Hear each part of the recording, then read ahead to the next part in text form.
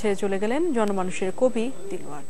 অসংখ্য জনপ্রিয় কবিতা এসেছে সিলেটের এই কবির হাত ধরে। 21শে পদকপ্রাপ্ত ৭৬ বছর বয়সী কবি দিলওয়ার হোসেন গতকাল শেষ নিঃশ্বাস ত্যাগ করেন।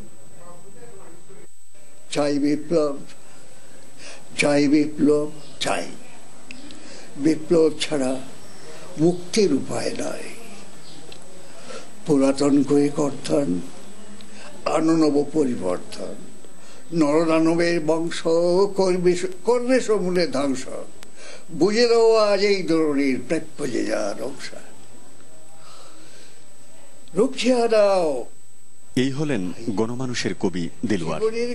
কে জানতো একদিন সিলেটের দক্ষিণ সুরমার এক কবি ভালোবাসার কবি হয়ে দেখা দেবে। বিপ্লব ছাড়া জীবন জাগার কোনো উপায় নাই। পুরো নাম দিলওয়ার খান।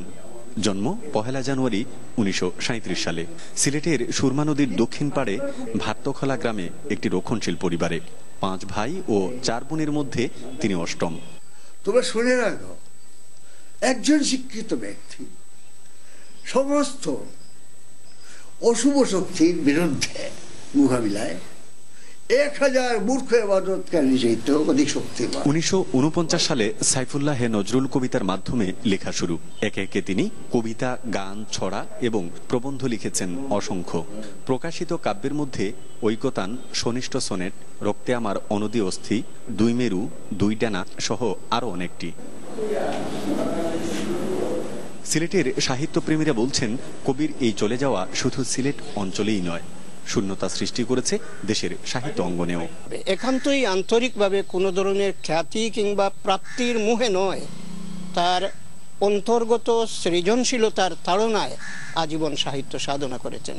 তার একটা বিশিষ্ট কাব্যভঙ্গি বাংলা কবিতাকে সমৃদ্ধ করেছে। তার প্রয়াণে আমরা সত্যি একজন অভিভাবককে হারালাম। প্রচার বিমুখ এই কবির অর্জনের ভান্ডারে রয়েছে বাংলা একাডেমি ২১শে পদক সহ আরো অনেক পুরস্কার। গুলজার আহমেদ, চ্যানেল 24, সিলেট।